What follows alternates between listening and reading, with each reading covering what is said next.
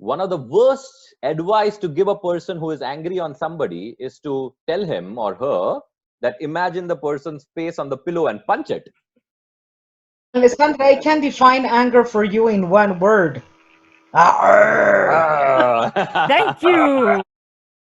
What do you think anger really is? Being presented with whatever makes us angry, to the rumination, Yep. to the loss of self-control, and to the aggressive response. Yeah. Having a safe output of aggression is a myth. Is there a wild animal that I need to run faster than to save my life? And then ask the question, is there a bear around that I need to fight?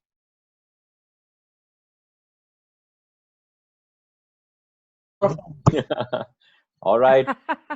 Okay, welcome everybody to the another Friends of Friends session. Today we are going to talk about movement of aggression, and we are going to start looking at it again from a scientific perspective of psychology and the study done in past. We will look at certain topics around CBT, on rumination. We will have a mindfulness impulse, and then maybe open for discussion, and hope there are some very genuine stories that come out of Pilar and Alessandra from our experience, because anger and aggression are some of the very core emotions that lies within every human being. But just before I start, I want to keep it at back of your head. Start defining in your head what anger is. And I have a big psychology group of like 100 students. We are all studying together, so we have a WhatsApp group, and I ask the question there. Even when I do start researching on Google, most of the time I am not satisfied with the answer, because most of them tell what happens because we get angry. So we get effects of anger, or we get sources why we get angry. But what is fundamentally anger, right? And this maybe we'll touch upon while we reach the mindfulness impulse section, right? So Okay. very quickly going ahead. So we start with very early studies in psychology, where we have something called as cognitive neo-association theory. And this theory, for example, talks about that. So it was started. It was put by a guy called Berkowitz.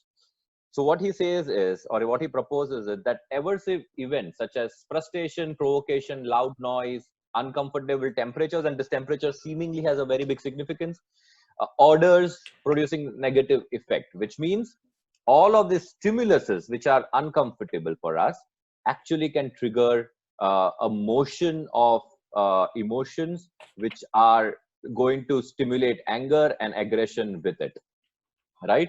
So this is what started. For example, there is a research where you see that the chart of temperature and chart of increased crimes are exactly in line with each other in many places, right? So geographically, seemingly there is effect of temperature. So higher the temperature, higher the crime rates, for example, right?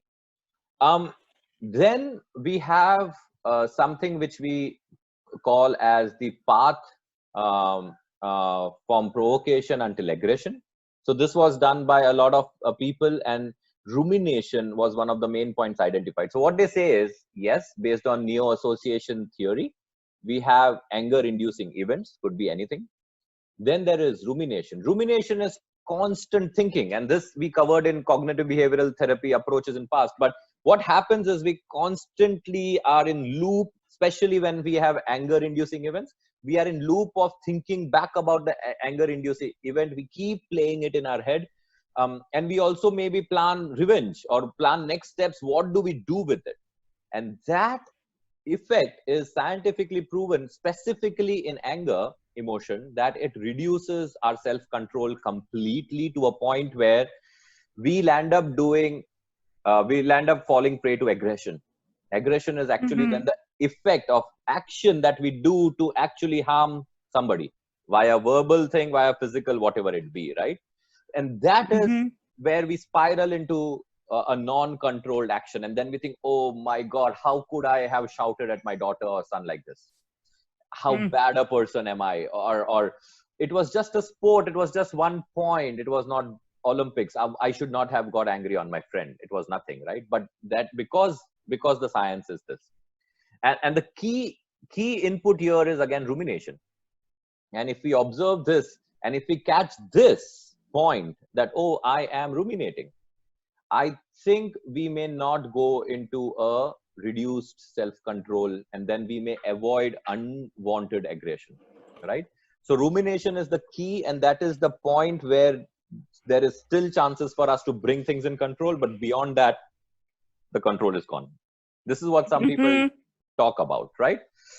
But again, it's very interesting to know a lot of these ideas around aggression and anger are being challenged as late as 2002. And I will throw off some myths that we have, because it's very interesting understanding. It's a very, very new science still, like the entire cognitive psychological thing. It's a new science, right? So all of these are still being challenged, but why this is still very widely accepted that this is the sequence of things that still happens, right? So coming to this point already, right? So there is this question that does venting anger feed or extinguish the flame, right? There is a term called catharsis. It talks about if you are angry on somebody, do aggressive safe events like go and hit the gym, run like crazy, lift weights, or play sports aggressively, or punch a pillow. How many times have we heard this and seen in movies, right? Punch the pillow thinking that you're punching the person whom you're angry on, and then you will feel better, and the aggression would go away, right? That is the theory of catharsis. It has been a very old theory. Lot of so-called pop psychologists, healers make us do this, right? They would tell us to shout out things because that is the basic impulse, right? And the question here is, what do you think? Does catharsis really help, right? Removing aggression out. So doing aggressive, safe activities to remove our energy of anger, so that in the hope that my final aggression will reduce. Do you think this science works? Because many people think it is intuitively right. I mean, it's very intuitive, right? I'm very angry. Let me punch the pillow 10 times. I'll feel better. And then maybe I don't really land up punching or abusing the guy who I'm angry on, right? Does this work? Do you think this works? Yes, I think it does. Well, for me personally, I found three things that help me reduce my anger before I do something I'll regret. One is taking a walk. Yeah. Another one is just being left alone. Yeah. And another one is throwing things. But I throw things, well, I haven't done it in a long time, but I used to like throw all the socks I had in my drawer all over my room. Yeah. So I would get the anger out, but I wouldn't destroy anything. Yeah. And it did help me release a bit of that anger. Did it? So it helps release the anger, but do you think that it helped you avoid the aggression out of that energy eventually down the line?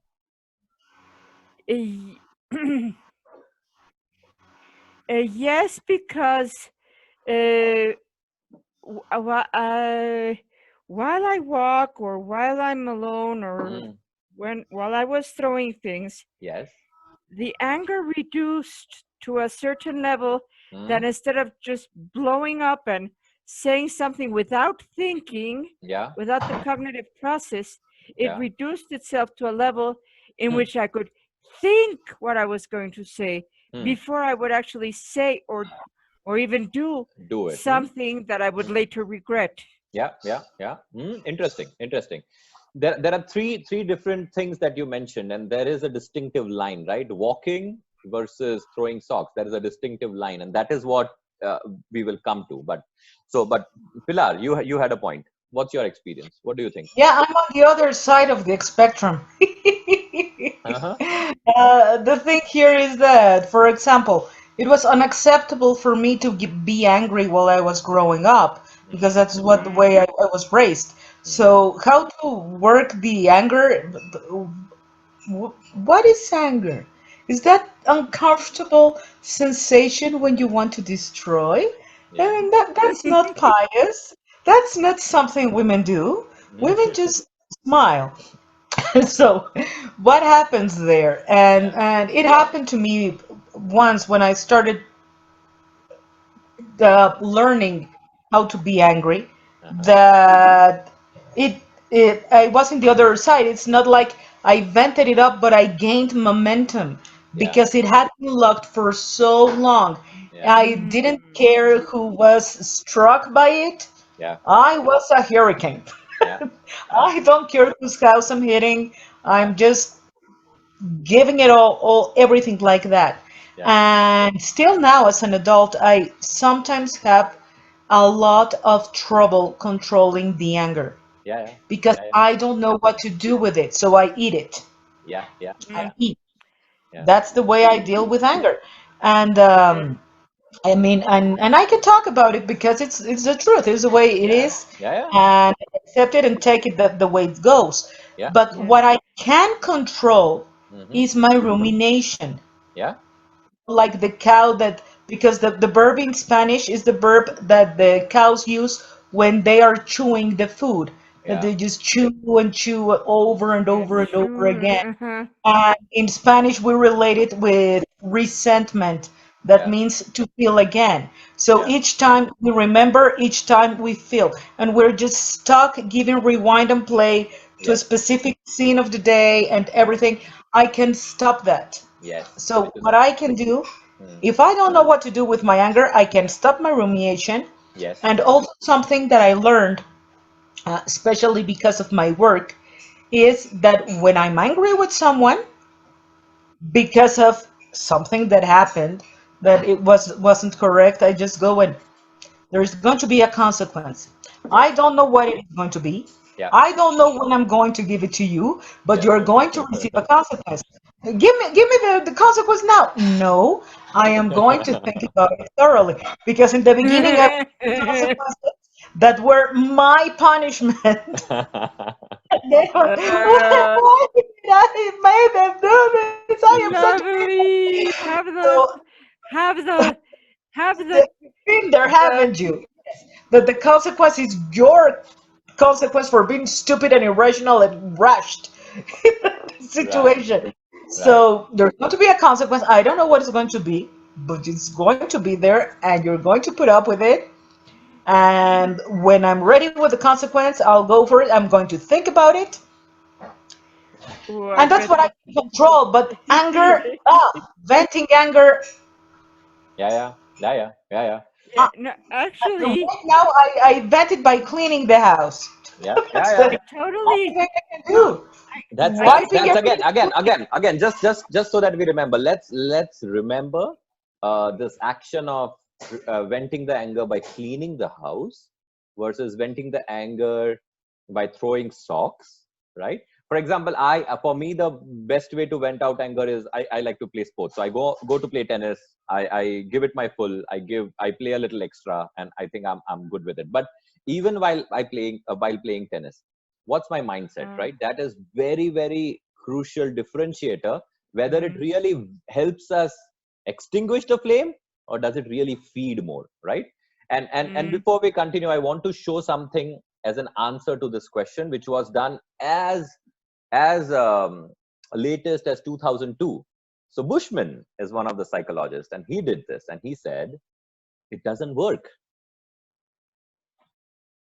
He says one of the worst advice to give a person who is angry on somebody is to tell him or her that imagine the person's face on the pillow and punch it. Never done that one. Yeah. So what he tries to essentially tell is the following.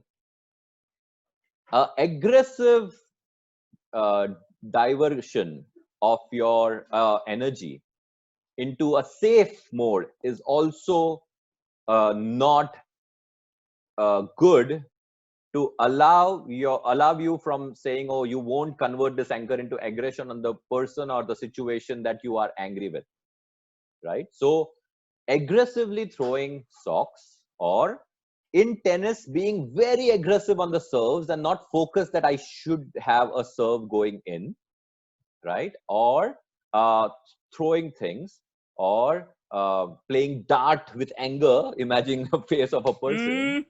All of those scenarios don't help. And that was the catharsis theory since 19s, which is proven now wrong. And this is very counterintuitive, and this technique has been followed by a lot of friends who give advice, lot of psychologists who are not really deep into topic, etc. In fact, even teachers to the kids. And you will be surprised how common this feedback comes across, right? Take off your anger by cycling, or take off your anger by running, right? There is a differentiation here. We can do that as long as the emotion of the activity is on a different spectrum. What we mean by that is cleaning the house is something where you are trying to make a positive thing, right? Or doing a social activity, or helping somebody where empathy is involved, real empathy can help you extinguish that thing, not just divert it, or not just put it under the carpet and wait for it to come out and explode. And then now you don't know, oh, for 5 days I tried not to be angry, but now you had it, right? That wouldn't happen, because we are just putting it under the carpet, so-called, if we are trying to do safe aggressive activities for diversion. And that is what this entire research has proved, right? For years. And this is, I mean, 2000s we are talking about this, so it's very, very recent thing, right? So again, diversion possible. Do things with a different spectrum of emotion. So if it's anger, considering it on a negative, or aggression at least being on a negative spectrum, we need to do things which are with a positive spectrum of things, a little bit more empathy, some positive cleaning, laughing, doing a stand-up, making 5 people laugh, etc., etc., right? Helping somebody. So this is the differentiator which was proven. This is a big eye opener, right? And if you are, again, on my group as well, students group, I asked, and everybody, yeah, of course it works, right? Catharsis works. Venting out anger helps, but it's proved that it doesn't. Interesting insight. Yeah. So I go ahead first, and we come to this on your feedbacks on what you feel. Let it get absorbed a little bit, and we come to this again.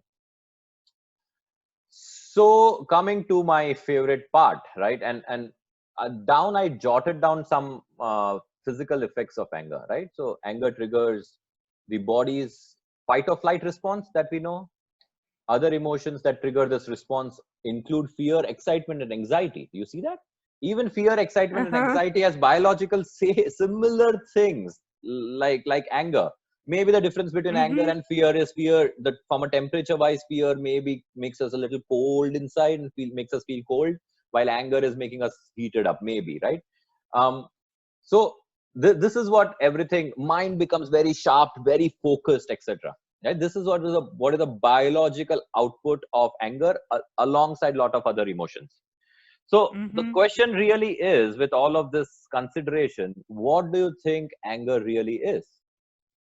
What is anger? If you were to define anger, how would you define it?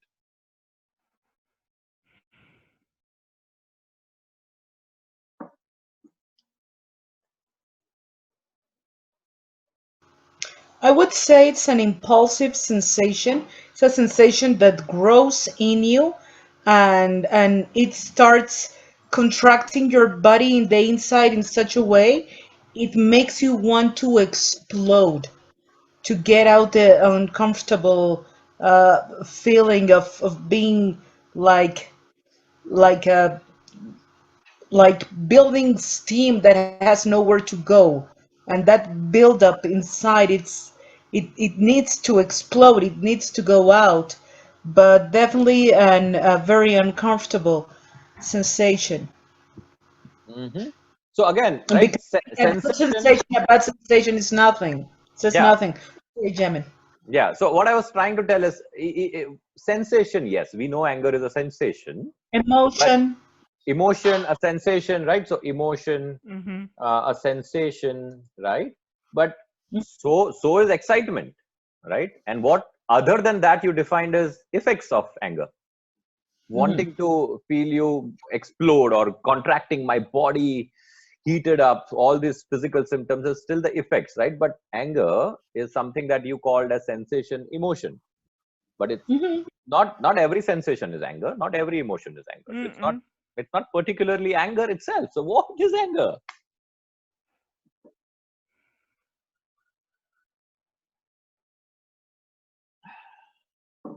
And I'll come to this point is, again, I think we discussed in CBT earlier. Yeah, sorry, Alessandra, go ahead. Could it be an emotional and physical reaction to when we perceive our boundaries being violated in one way or another? Because I think it involves both the emotional part and the physical part of us. Yes. So it has emotional part, it has physical part, and when my boundary, my personal space, in whatever way, right, my mental, my physical is crossed. Through something, it's a response to something that triggered us. But then again, or we perceived as a trigger. So perceived threat to my space, right? But again, this is the reason why we get angry. It's not an anger in itself. No. Yeah. So I mean, it's a reason why I get angry, right? But then what's anger? And bear with me, right? I mean, it seems like a very simple question. It's like maybe some listeners who do this later, and it's like, this is anger. We all know what anger is, but how do you pinpoint? How do you put your finger on what is anger? Anger is not excitement, right? Anger is not anxiety. These are different, right? And then the question I would later come, what is excitement? But we don't go there as of now. Fight and flight is triggered out of anger. It's also triggered out of excitement. It's also it's at least triggered by fear, for sure. Yeah. Then what in the root, it's not my anger with my reasons and my reaction to it, and not your anger with your reasons and your reaction to it. What is anger? Because it's in all of us, right? A feeling of being wronged, maybe? Wouldn't that also result into anger? So if you are wronged, right? Because and based on rumination that you do, you could either, if you are really wronged, based on the rumination that you do, either you get angry, you get depressed, you get fearful, right? I might get depressed if I'm wronged by a loved one, rather than getting angry first, maybe, right? But those are the triggers which will result into anger or depression. But that's not anger in itself, is what I think. At least I don't know, and that's why we are discussing this. We are in it together. I don't know, so don't expect that at the end of this 5 minutes I'm going to come up with an answer. I don't know, right? It's just something that I'm stuck on, that okay, anger in its root form is a sensation, a emotion, maybe some kind of energy, right? Energy, right? But a sensation, a emotion, and energy in its base form is not necessarily anger, right? I can't say happiness and anger is the same thing. I can't. Happiness is an emotion, right? So let's give it 2 more minutes. If something is triggered, because this is the best part about cognitive thing. When your brain, you are what? This is where maybe you are having some new neuro bridges, right? And maybe a no response is the best answer eventually. I don't know, but yeah, let's think. Yeah, Pilar. Well, I looked for help in a dictionary. And yeah, that usually comes in quite handy. Yeah. Definitely. Maybe we are just not linguistically sound enough. Because the words come from meaning. So basically, what I found in RAE, that it's the Spanish dictionary. Sure. It says it's a disposition of the self that responds with aggression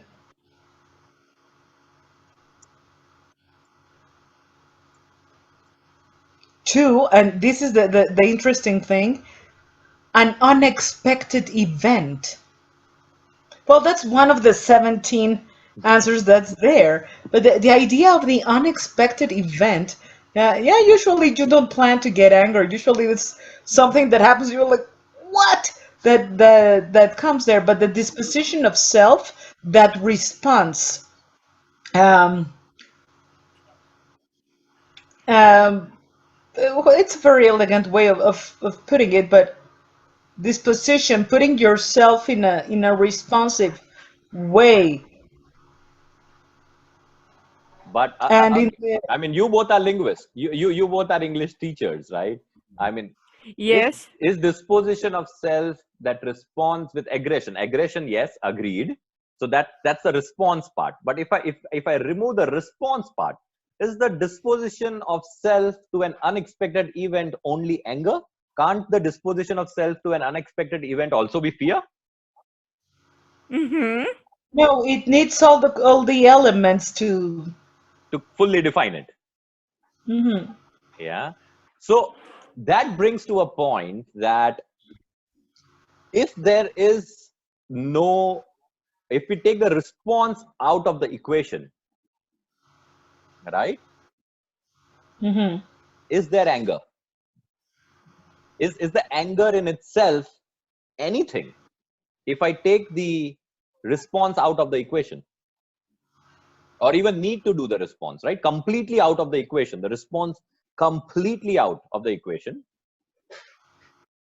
will anger in itself have any existence?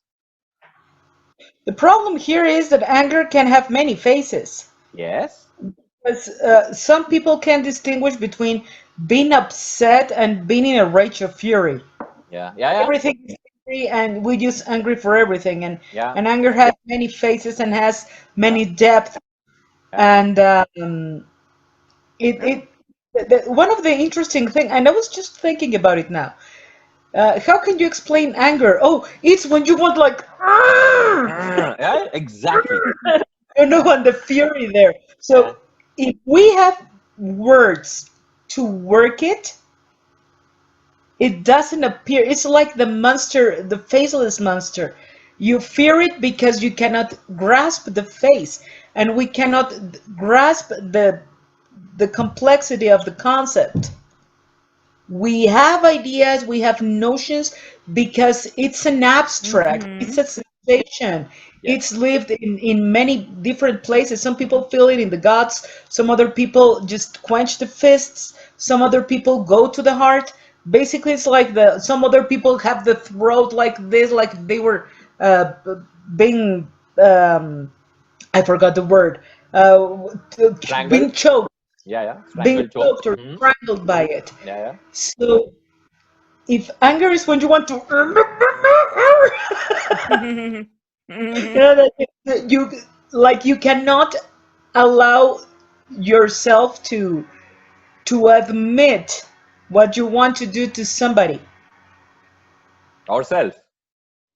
or yourself, because I mean, with my students I sometimes say, you know, I would smack you for doing that, and I would say, thank you. I'm not going to do so because I would be going to jail and you're not worth my eternity. So get out of here. But I mean, if you have clear that you want to smack someone or you want to just hear a piece of paper, Been but when there, you done it. I think that the difficulty of pinning it down with specific words has a lot to do, because even with the dictionary suggests. But the emotion is still personal, and it has many faces. Yes, yes, yes. Alessandra, you wanted to say something? Well, just that I could totally relate to what Pilar has been saying about not being able to. It's not being very acceptable to show anger, at least in my house too. And also, yes, about wanting to smack a kid or two. Actually, instead of smacking them, what I would want to do, and Pilar can picture this, is give them an express ticket to the cafeteria. You know, throw them down the balcony all the way to the cafeteria from the 5th floor where our classrooms were. But of course, I'm not going to do that. Yeah. And I mean, if anybody is saying that they can't relate to what we are talking, I mean, if either they are lying or they should definitely go and visit a psychiatrist, right? I mean, there is something really. So it's like a Dexter syndrome, right? Where he really can't empathize. Yeah. It's a biological problem. Otherwise, I think we all experience this in different zones.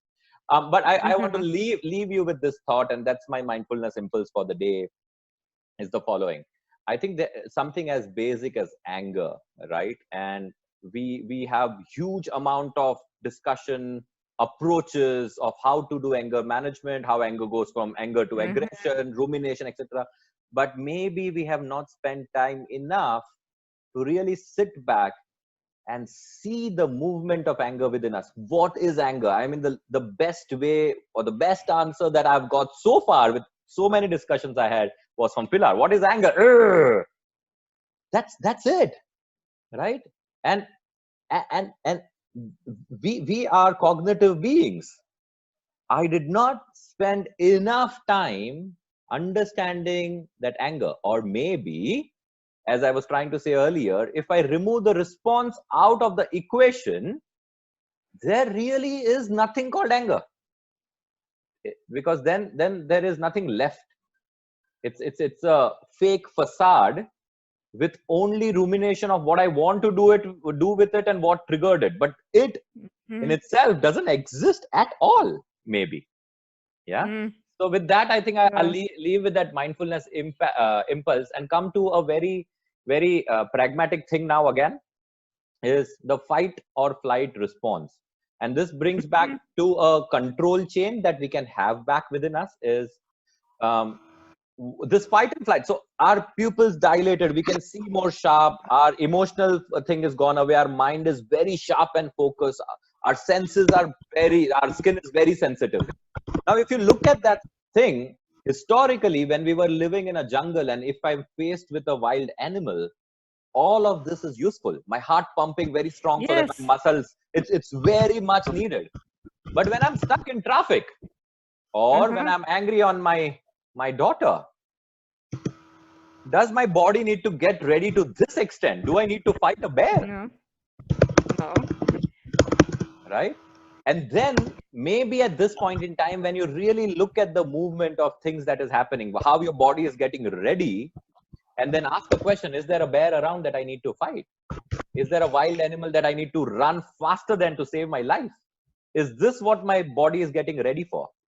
Is this the reality where I am? If I'm stuck in traffic and angry on a fellow driver, do I really want to run faster than a cheetah to save myself? Is that what my body is telling me to do? It's an overreaction of the body because of the historical disposition of the purpose of what anger does. Well, as you were saying a while ago, anger is a very primitive feeling. Yes.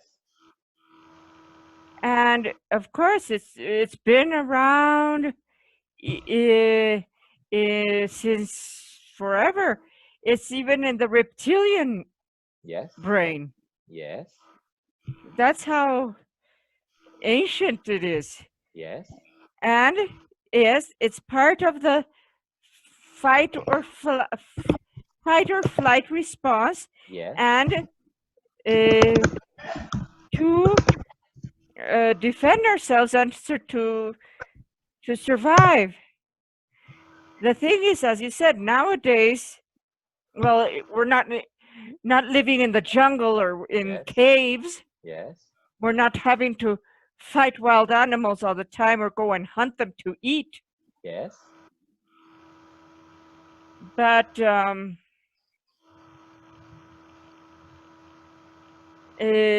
don't know if a certain degree, more than anger, assertiveness is required. You know, you did this. I'm not gonna punch you in the face, but there will be some consequence. But there will be. I will set a limit, and there will be some kind of consequence. Yeah. Now the whole idea is to not. Yeah, sorry. Go on. I don't want any. If you don't want somebody trampling all over you. Yes. And that brings me to that again point, right? If you don't want somebody to take undue advantage of you, if you don't want somebody to space into your personal space, you need to show them step back. For that, the biological response of anger, isn't it too much? Because a lot of people tell me, oh, we need anger so that we can protect ourselves, right? But do you really need this level of biological readiness to protect? Can't you still be strict without being really angry and preparing your entire body to this level? Right? So that is what is important, right? To understand. And as we said, it's primitive. And you know, there was one story which made me think, as human beings, are we really evolved in a right way? Because, you know, there were two swans. They came closer to each other. They started fighting, and then they started going towards their own way. And one of the swan, maybe he or she, whatever, had still some kind of anger left. So what does it do? It just shakes off its body and then calms down and continues. Humans don't do that, because we have capacity of thinking and memorizing and ruminating on it. So we keep it inside and we continue on it, right? They cannot, is what many believe. So they just physically accept the anger and physically throw off the anger because they can't store it in their mind, and a very next moment they are peaceful, they are living their life again, right? So again, as I mentioned, I don't have too many answers on this. This was some of the impulses to think. I mean, think really, next time you're angry, is there a bear around with which you want to fight, or is there a cheetah whom you have to really race under the justification that I need to protect my space? Right? Don't give up to, oh, it's a primitive feeling, we need it, it's good. Is it really, right? And the impact of this on ourselves, our own body, on our blood pressure, on everything else within our body is so huge, so devastating, that we should not let it go out of control. I don't want to hit the moral grounds on, oh, I shouldn't hit somebody, or I shouldn't. That's we all know, and we can talk about it. But it's in that spiral of uncontrolled anger into aggression movement, we should first at least think about, be wise, mindful about, oh, I'm ruminating, and if we stop that, maybe things don't escalate so fast. And second thing is, when I'm angry, really look at my physical responses to this anger and see that, is it needed? Does my eyes need to be so sharp? Do I need my muscle all pumped up with oxygen coming extra in it, etc.? Right? Think about it. And third most important thing, as we said, catharsis. So having a safe output of aggression is a myth that it will help you reduce the aggressive outcomes in the future, right? So if you imagine somebody and punch on the pillow, you may really land up punching him in one of the days coming, right? Only temporary you feel satisfied. I mean, that satisfaction is almost comparable to punching the person in reality, right? So it reinforces that feeling rather than actually subduing it, right? So that's a hoax, unless some other research comes out and proves it otherwise again. So, right. So that is where we are with this entire movement of aggression. It is primitive. It is there in us. Don't control it too much. Don't fight with it. Don't feel guilty about it. It's a very basic human thing, but learn what it is before really trying to work around it, right? Keep questioning what anger is. And my personal thing would be, you will not get an answer what anger is if you remove the response out of the equation, and then maybe that's what it is, right? Okay, so I'm done with what I wanted to do. So any last words, any feedback from any of you around this? Again, this session was not about anger management and techniques around it. It was just what's the movement of anger and aggression, and just understanding that a little bit better, because beyond that is, I think, all personal, is what I believe. We need to do our own study of our mind and things. Next time when you are angry, really think what anger is.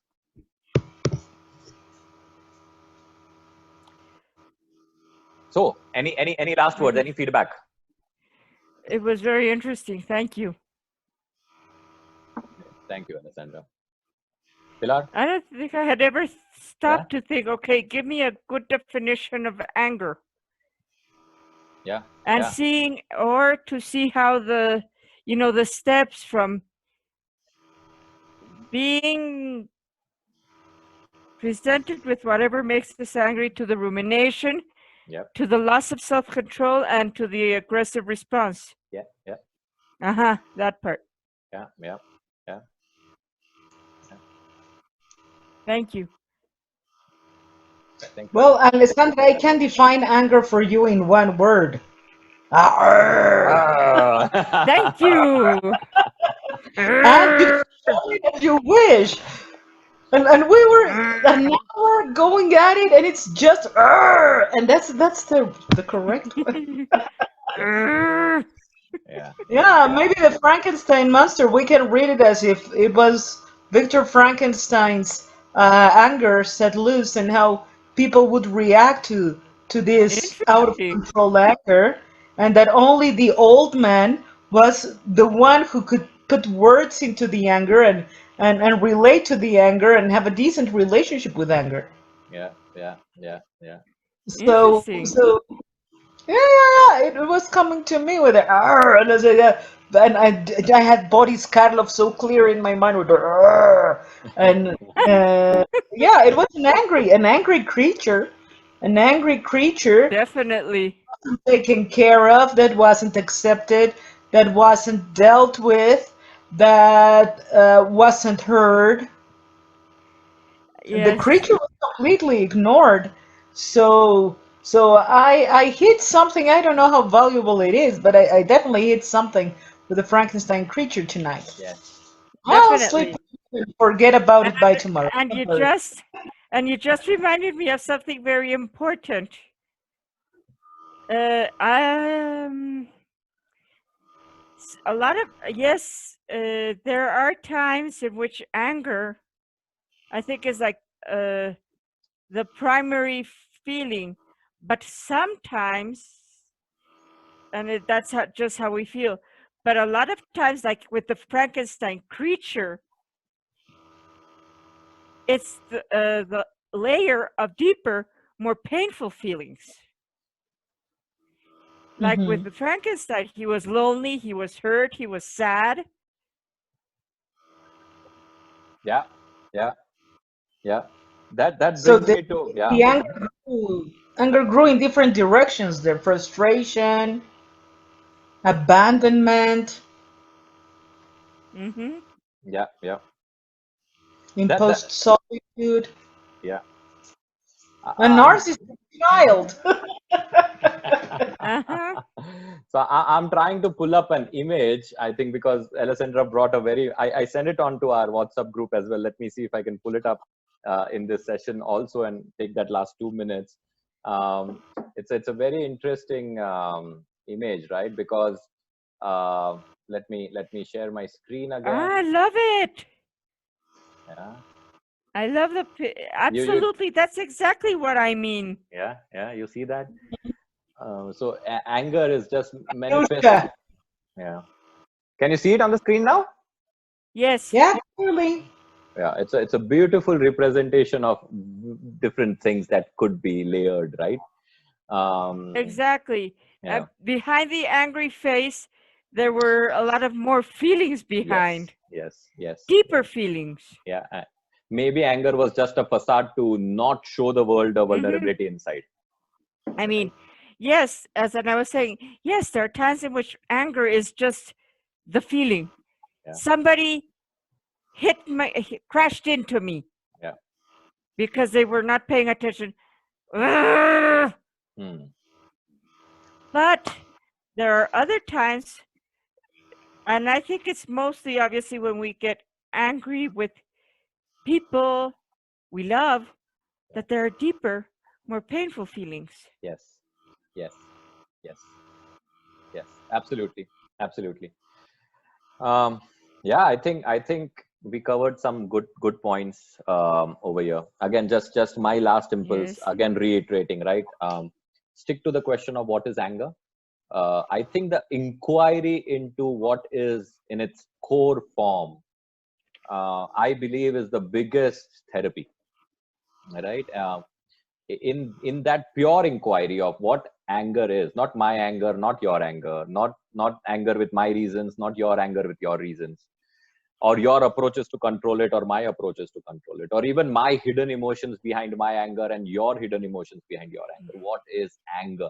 Because that's common to all of us. I think that inquiry in itself is very, very powerful.